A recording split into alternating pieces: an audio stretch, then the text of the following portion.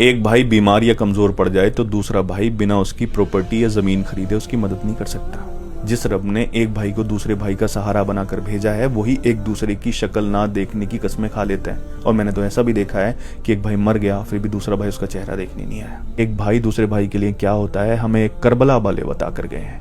जंग की पहली रात, अगले दिन जंग थी और उससे पहली रात जो थी ना, सबको बैठाया हजरत इमाम हुसैन अलैहिस्सलाम ने और सबको बैठाकर कहा कि जिसको जाना हो वो जा सकता है। जंग छोड़कर, मेरा साथ छोड़कर जिसको जाना हो वो जा सकता है। मैं यहाँ बैठे हुए सबको जन्नत की बिसारत देता हूँ। अगर कोई छोड़कर चला भी जाएगा तो उसको जन्नत मिल जाएगी। और फिर इतना कहने के बाद जो चिराग वहां जल रहा था वो चिराग बुझा दिया ताकि लोगों को वहां से उठने में, वहां से उठकर जाने में शर्मिंदगी ना हो। थोड़ी देर बाद कहा कि अब्बास चिराग जलाओ।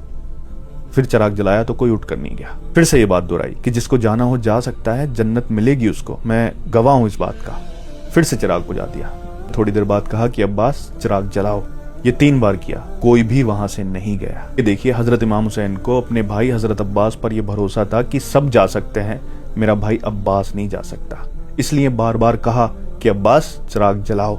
हजरत अब्बास जब शहीद हुए ना करबला के मैदान में, दोनों बाजू कटे हुए थे, पूरा शरीर छल्ली हुआ था तीरों से, दुश्मनों ने इतना छल्ली कर दिया था।